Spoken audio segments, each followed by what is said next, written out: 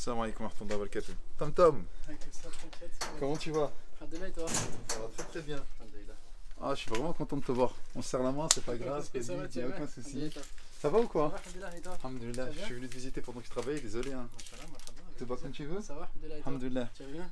Je me permets juste de faire une petite vidéo avec toi parce qu'il y a une chose qui est très importante, c'est que j'aimerais bien que les musulmans puissent comprendre l'importance de la lecture. Ok. Est-ce que tu peux nous dire rapidement pourquoi il est important de lire?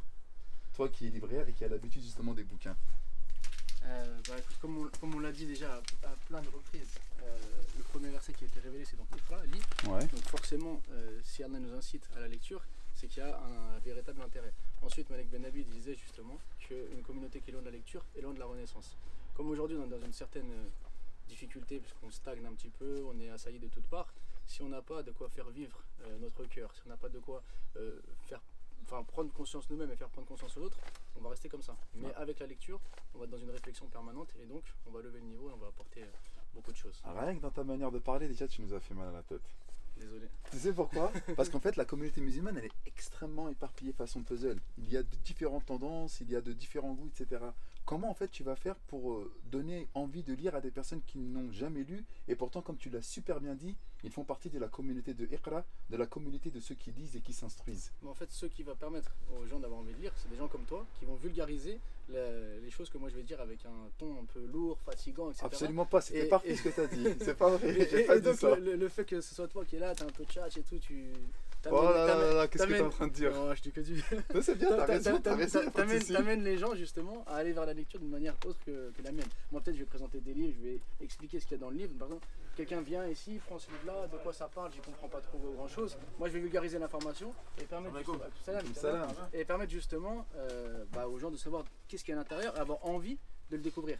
Mais toi, tu vas approcher les choses différemment et les gens donc vont suivre tes conseils parce que tu as une certaine influence sur ta façon de parler justement. Je suis complètement d'accord avec toi, mais il y a un truc que tu fais que moi je ne fais pas, Ouais. c'est que tu es dans le domaine du livre, tu vois. Ouais. Et il y a une chose que tu fais sur ta chaîne El Bayina, Instagram ou même sur Twitter, Alaykoum salam, Alaykoum salam wa rahmatullah.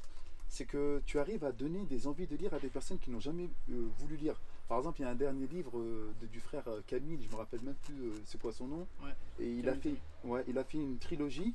Et tu en avais parlé, et j'ai des personnes dont ma fille, ma femme, qui ne sont pas très portées vers la lecture et qui ont commencé à lire grâce justement à la présentation que tu as fait. Et donc je trouve que tu fais ton master. Quand on voit un livre, on est rebuté, on n'a pas forcément l'envie d'aller dedans, sauf si quelqu'un est passionné par la lecture. Mais le fait de savoir ce qu'il y a dedans, ça te pousse à aller ouvrir les pages, et dès que tu rentres dans les pages, tu es aspiré.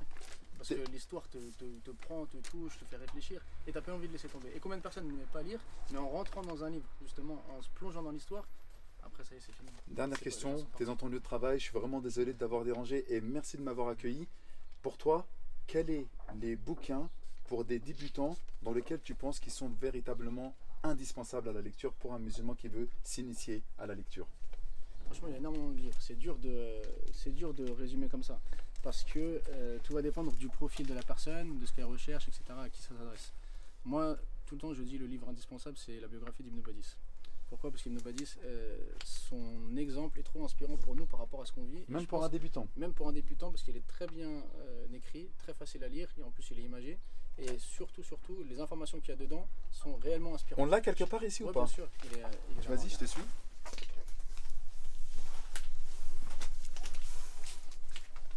Voilà, c'est celui-ci. D'accord, masha'Allah. Après, pour ceux qui n'ont pas forcément l'habitude de lire, comme tu as parlé des livres de Rami Kamil, Route initiatique, l'avantage c'est que c'est un recueil de nouvelles. Donc les histoires des fois prennent c'est 3-4 pages, ça se lit très vite. D'accord. Et comme c'est des héros du quotidien, tout le monde peut s'y retrouver en fait. Celui-là, je vais le récupérer pour ma part. Et si tu devais conseiller une biographie du prophète, alayhi salatu wassalam, moi j'aime bien la biographie d'Étienne Digné, qui est très romancée, qui est très facile à lire. Est-ce que tu la conseilles ou Il y a pas? celle-là, je la conseille déjà par rapport à son histoire. Parce Ouais. que c'est une réponse à Ernest Renan qui critiquait le prophète, alayhi salatu wassalam. Masha'Allah. Donc ça c'est historique, hein. C'est pour ça qu'il l'a écrit. Voilà, incroyable. c'est aussi On le savait historique pas. dans le sens que ça a été financé par l'État français pour récompenser l'investissement des musulmans à la guerre mondiale.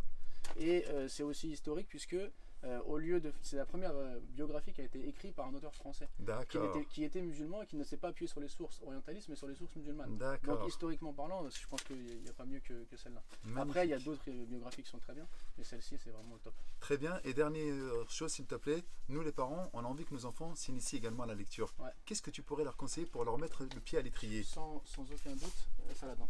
La- En fait, ça c'est c'est une trilogie hein. Ouais. qui va nous permettre de découvrir l'histoire, Ouais. d'avoir découvrir l'éthique musulmane, les grandes personnalités, les grandes figures emblématiques de l'islam, mais surtout en fait comme c'est une histoire qui est captivante, bah, l'enfant au bout de quelques pages il est pris et après il peut plus s'arrêter de lire. Et combien de parents nous ont dit qu'ils ont retrouvé leur enfant la nuit avec la lampe de poche en train de lire, ou bien qu'il est ramené à la cour de récréation et au lieu de jouer il était en train de le bouquiner, donc c'est vraiment le top du top. Les parents, vraiment, il y a quelque chose à faire si vous voulez initier c'est votre ça. lecture. Sans Et aucun moi, doute. j'aimerais également parler juste un petit peu de Thomas. Allez le suivre sur sa chaîne El Bayina. Si vous avez des problèmes de lecture ou si vous voulez savoir quel livre vous pouvez lire, eh bien, machallah, Thomas sera un excellent conseiller pour pouvoir vous gérer. Merci Thomas pour ton accueil Merci à toi. et à très bientôt, Inch'Allah. Ta'ala. Salam alaikum.